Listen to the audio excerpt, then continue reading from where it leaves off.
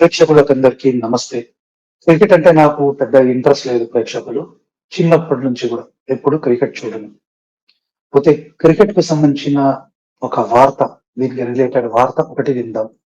నాకు తెలిసి సండే రోజు టీ20 ఈ వరల్డ్ కప్ మ్యాచ్ ఏదో జరిగింది. కొంచెం చూసినట్టున్నాను నేను. బయటికి ఫంక్షన్‌కి వెళ్ళుండే కొంచెం చూశాను. అయితే దీని గురించి మనం నేను గాని ఎందుకు మాట్లాడాలి అంటే, దీని మీద పెద్ద కాంట్రవర్సీ నడుస్తుంది. న్యూజిలాండ్ మీద ఇండియా గెలిచింది. గెలిచిన తర్వాత ఏదైతే ట్రాఫీ ఉంటుందో దాన్ని తీసుకొని ఎవరైతే కెప్టెన్ ఉన్నాడో captain, coach and ICC chairperson ఎవరైతే జైషా ఉన్నారో వీళ్ళు ముగ్గురు పక్కనే ఆ స్టేడియంకి పక్కనే హనుమాన్ టేకరీ అని ఒక గుడి ఉంది. ఆ గుడికి వెళ్ళారు. ఆ గుడికి ట్రాఫీని తీసుకెళ్లారు. సరే, మీరు అడగొచ్చు, ఐసీసీ క్రికెట్ ట్రోఫీని, టీ20 ట్రోఫీని అక్కడికి ఎందుకు తీసుకెళ్లారు అంటే, జై షా గారు ఎవరైతే అమిత్ షా గారి పుత్రుడో ఆయన ఏదో మొక్కుకున్నాడంట, మేము ఫైనల్ గెలిస్తే నీ దగ్గరకు వస్తామయ్యా అని. సో గెలిచారు న్యూజిలాండ్ మీద, అది కూడా భారీగా గెలిచారు. గెలిచిన తర్వాత అక్కడికి వెళ్ళారండి. వెళ్ళి మొక్కుకున్నారు, స్వామిని మొక్కుకున్నారు, స్వామి హనుమాని. సో ఇలా మొక్కుకోవడం కొత్తేం కాదండి. చాలా మంది మొక్కుకున్నారు ఇలాంటివే, ఇలాగనే. సో స్వామి హనుమాను మొక్కుకున్నప్పుడు స్వామి హనుమ ఇండియాని గెలిపించాడు, కప్పు ఇప్పించాడు అని అలా నేను చెప్పొచ్చండి. ఎందుకంటే అంతకుముందు కూడా ఒకసారి ఏదో క్రికెట్ లో ఒక క్రిస్టియన్ అమ్మాయి జీసస్ నన్ను ప్రేరేపిస్తేనే నేను గెలిచాను అని గొప్పగా చెప్పుకుంది. అప్పుడు చాలా మంది క్రిస్టియన్స్ వచ్చి ఆమెకి సపోర్ట్ చేశారు. అలా ఇలా చెప్తారు. వీళ్ళు ఎవరు కూడా ఇక్కడ గెలిచిన వాళ్ళు మేము స్వామి హనుమ ప్రేరణతో గెలిచామని చెప్పుకోలే. వాళ్ళు మొక్కుకున్నారు కాబట్టి గుడికెళ్ళి ఆ ట్రోఫీని ఆ స్వామికి చూపెట్టారు, అంతే. అయితే ఇక్కడ మరి కాంట్రవర్సీ అంతా ఎందుకు అని అంటే, ఈ స్టేడియం ఏదైతే కట్టారో ఆ స్టేడియంలో ఒక భాగానికి నరేంద్ర మోదీ గారి పేరుంది. అది మీకు కూడా తెలుసు. ఇది అహ్మదాబాద్ లో ఉందండి ఈ స్టేడియం. సో నరేంద్ర మోదీ గారి పేరుంది. అంతకు ముందు కూడా ఒక మ్యాచ్ జరిగినప్పుడు మోదీ గారు ఆ స్టేడియానికి వెళ్ళారు. వెళ్ళి కొంచెంసేపు ఉండి వచ్చేశారు. తర్వాత ఇండియా ఓడిపోయింది. సో రాహుల్ గాంధీ గారు ఏం చెప్పారంటే, మోదీ ఈజ్ ఏ పనౌతి అని ఏదో స్టేట్మెంట్ ఇచ్చారన్నమాట. మీకు గుర్తుండాలి. అంటే మోదీ గారు వెళ్ళారు కాబట్టి ఇండియా మ్యాచ్ ఓడిపోయింది. ఇది ఈయన చెప్పేది. ఇంతే కాదు, ఆ స్టేడియం ఒక భాగానికి నరేంద్ర మోదీ అని పేరు పెట్టారు కాబట్టి అక్కడ ఏ మ్యాచ్ ఆడినా ఇండియా ఓడిపోతుంది అని ఒక కుట్ర చేశారు, ఒక వార్తని ప్రచారం చేశారు. సరే, ఇప్పుడు గెలిచాం కదా, మరి గెలిచినప్పుడు అక్కడ పోయి స్వామి హనుమానం మొక్కుకున్నారు, తప్పేం కాదుగా. అంటే కీర్తి ఆజాద్ అని ఒక ఆయన ఉన్నారు, ఈయన కూడా మాజీ క్రికెటరే. పోతే పోయిన టీఎంసీ పార్టీలో చేరారు, ఒక ఎంపీ కూడా అనుకుంటా.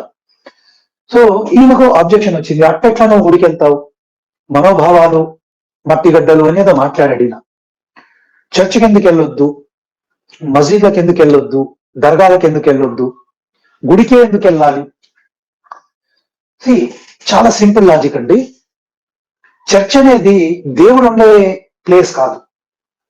ఇప్పుడు గుడికి వెళ్తే అక్కడ ఒక విగ్రహాన్నో ఒక లింగాన్నో ప్రతిష్ఠిస్తారు, అక్కడ దేవుడు ఉంటాడని హిందువులు నమ్ముతారు. కాబట్టి గెలిచిన తర్వాత అక్కడికి వెళ్ళొచ్చు. చర్చికి వెళ్తే ఏముంటదండి? Church is a place of prayer, ప్రార్థన చేసుకునే ప్లేస్ అది. అక్కడ దేవుడు ఉండడు. అంటే వీళ్ళు చెప్పుకునే యేసు కావచ్చు, యెహోవా కావచ్చు, ఎవరైనా కావచ్చు, అక్కడ ఎవరు ఉండరు. మస్జిద్ అనుకుందాం, మస్జిద్ లో అల్లా ఉంటాడా? ఉండడు. కాబట్టి అక్కడికి వెళ్ళి చేసేది ఏముండదు. ముస్లింలు అయినా అక్కడికి వెళ్ళి నమాజ్ చేసుకుంటారు, అంతే. అక్కడ వాళ్ళ దేవుడే ఉండడు అక్కడ. సరే, దర్గాలు అందాం, అక్కడ శవాలను పాతి పెడతారు. హిందువులు ఎవరు శవాలకు మొక్కరుగా. సో అది. సో కీర్తి ఆజాద్ ఏంటంటే టీఎంసీలో ఉన్నాడు కాబట్టి, తాను మాజీ క్రికెటర్ కాబట్టి అలాంటి స్టేట్మెంట్లు ఇచ్చాడు. ఇప్పుడు ఒక విషయం ఆలోచిద్దాం ప్రేక్షకులు. వీళ్ళు ఆ స్టేడియంలో ఆడితే ఓడిపోతారని ప్రచారం చేశారు. ఇప్పుడు గెలుపొందారుగా, దానికి సంతోషపడాలిగా.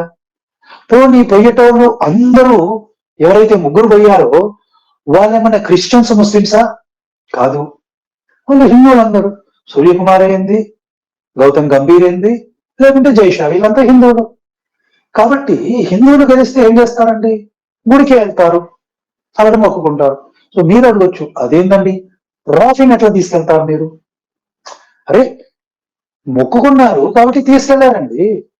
ఇప్పుడు ఇదే బ్యాచ్ కి, సెక్యులర్ బ్యాచ్ కి ఎట్లుంటదంటే, ఒక చర్చికి వెళ్ళే ఉంటే వీళ్ళకి ప్రాబ్లం ఉండేది కాదు, ఒక దర్గాకి వెళ్ళి ఒక మసీద్కి వెళ్తే వీళ్ళకి ప్రాబ్లం ఉండేది కాదు. ఎందుకు అంటే పుస్తమానం వీళ్ళకి ఒకటే ఉంటది, ఎట్టి పరిస్థితుల్లో హిందూ ధర్మం నశించిపోవాలి, హిందువులు గుళ్ళకి వెళ్ళొద్దు, హిందువులు సెక్యులర్ గా ఉండాలి, అన్ని ప్లేస్కి వెళ్ళాలి. మళ్ళీ వీళ్ళు ఏం చేస్తారు అంటే హిందూ ధర్మాన్ని ఇష్టం వచ్చినట్టు తిడతారు, హిందూ దేవుళ్ళని ఇష్టం వచ్చినట్టు తిడతారు, హిందూ ధర్మం నశించిపోవాలని కాన్ఫరెన్స్లు పెట్టుకుంటారు. కానీ ఇదే క్యాండిడేట్లు క్రిస్టియానిటీ నశించిపోవాలి, ఇస్లాం నాశనం అయిపోవాలి అని ఎప్పుడు మాట్లాడారు. అంటే వీళ్ళ సెక్యులరిజం అంతా ఎలా ఉంటుంది అంటే కేవలం అటాక్ అంతా హిందూ ధర్మం మీద. అంటే ఒక హిందూ అనేవాడు, ఇప్పుడు నేనున్నాను, ఒక హిందూ అనేవాడు గొప్పగా నేను సనాతనమైన హిందువునని చెప్పుకోవద్దు అన్నమాట. వీళ్ళకి చెప్పుకుంటే ఎక్కడో కాలుతుంది వీళ్ళకి, అది వీళ్ళ ప్రాబ్లం. సో వీళ్ళ ప్రాబ్లం అంతా ఏంటంటే హిందూ అనేవాడు అసర్టివ్ గా ఉండొద్దు, అన్ని సమానమే అని సెక్యులర్ ముసుగులో ఉండాలి. వీళ్ళైతే హిందూ ధర్మాన్ని తిట్టాలి, వీళ్ళ ప్రకారం వీళ్ళు చేసినట్టు హిందువులు కూడా హిందూ ధర్మాన్ని తిట్టాలి. కానీ కన్వర్షన్లు చేసి మోసాలు చేసి ఇవన్నీ చేస్తున్నారు కదా క్రిస్టియన్స్ ముస్లిమ్స్, దాని గురించి మాత్రం ఒక్క మాట మాట్లాడొద్దు. ఇస్లాం గురించి, క్రిస్టియానిటీ గురించి అసలు ఏం మాట్లాడకూడదు. అంటే సెక్యులర్ గా ఉండాలి హిందూ అనేవాడు. హిందూ అనేవాడు అన్ని సమానమైన మూర్ఖత్వంలో ఉండాలి, అది వీళ్ళు కోరుకునేది. అలా ఎన్నుకుంటామండి, మాకేం అవసరం. సనాతనమైన హిందూ అనేవాడు కేవలం హిందూ ధర్మాన్ని నమ్ముతాడు, క్రిస్టియానిటీ ఇస్లాంకి నాకేం సంబంధం, అది ఏందో మాకు సంబంధం ఏంది, మేము నమ్మం కదా వాటిని. మేము మా గ్రంథంలో ఉన్న వాటినే నమ్ముతాం. మాకు దేవతలు, పరమాత్మ, దేవుడు అని ఎవరైతే ఆ గ్రంథాలలో మెన్షన్ చేశారో వాళ్ళనే నమ్ముతాం, కానీ ఈ మ్లేచ్ఛ మతాలను మేమెందుకు నమ్ముతాం? సో ఈ సెక్యులర్లకు ఏంటంటే వీళ్ళు గుడికి వెళ్ళగానే ఎక్కడో మంట, నిజాన్ని కాలుస్తే అది బుస్సమని ఎగురుతుంది కదా, అట్లా వీళ్ళకి ఎక్కడో కాలుతుంది, ఎగిరి ఎగిరి పడుతున్నారు అన్నమాట. సో ఇది ప్రాబ్లం ప్రేక్షకులు. బట్ ఇక్కడ ఎవరైతే ఈ ముగ్గురు అక్కడికి గుడికి వెళ్ళారో వాళ్ళ నమ్మకం కోసం వెళ్ళారు, వాళ్ళు ఒకటి మొక్కుకున్నారు, అది నెరవేరింది. దీంతో ఇంకో పాయింట్ కూడా ప్రూవ్ అయిందండి, అదేంటంటే నువ్వు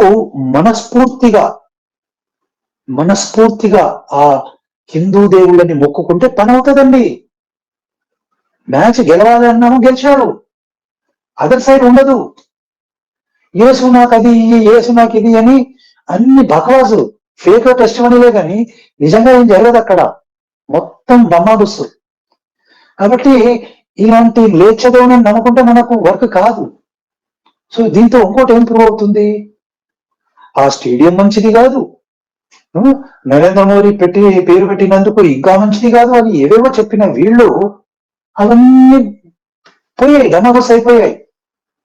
మ్యాచ్ గెలిచాం కాబట్టి వాళ్ళు వెళ్ళి మొక్కుకున్నారు, ట్రోఫీని స్వామి పిచ్చాడు కాబట్టి స్వామికి ఇవ్వాలండి, చూపెట్టాలి.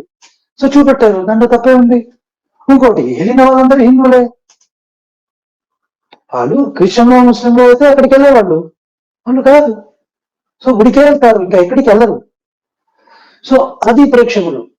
ఈ సెక్యులర్ లాబీ, ఈ కమ్యూనిస్ట్ కమ్యూనల్ లాబీ ఇదంతా ఏం చేస్తుందంటే హిందూ ధర్మం ఎక్కడెక్కడైతే గొప్ప పేరు వస్తుందో దాన్ని తగ్గిద్దామని ఏదో కాంట్రవర్సీ క్రియేట్ చేస్తారు. ప్రాబ్లం అంతా ఏమవుతుందంటే ఇలా పప్పులు ఉడకవు, ఏదో ట్రై చేస్తూ ఉంటారు, పనిచేయదు. ఎందుకంటే ఇస్లాం, క్రిస్టియానిటీ లాగా ఈ కమ్యూనిజం అనే ఇది కూడా ఫేకే, దానికి ఏ ప్రూఫ్ లేదు. వీళ్ళు ప్రచారం అంటారు, అదంటారు, ఇదంటారు, ఏమీ పనిచేయదండి, అంత డమాబుస్. ఆ కమ్యూనిజం పేరు చెప్పుకొని, హ్యుమానిటీ పేరు చెప్పుకొని జనాన్ని దోసుక తినడమే వీళ్ళ పని.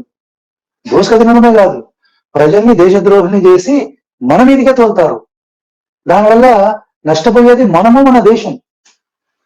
సో అది నేను చెప్పాలనుకున్నాను ప్రేక్షకుడు ఈ క్రికెట్ గురించి. సో నేను చెప్పిన విషయాల గురించి మీరేమంటారో కామెంట్ రూపంలో తెలియజేయండి. ఛానల్ ని సబ్స్క్రైబ్ చేయండి, జనాలకి షేర్ చేయండి. మరో మంచి వీడియోతో మళ్ళీ కలుద్దాం. నమస్తే.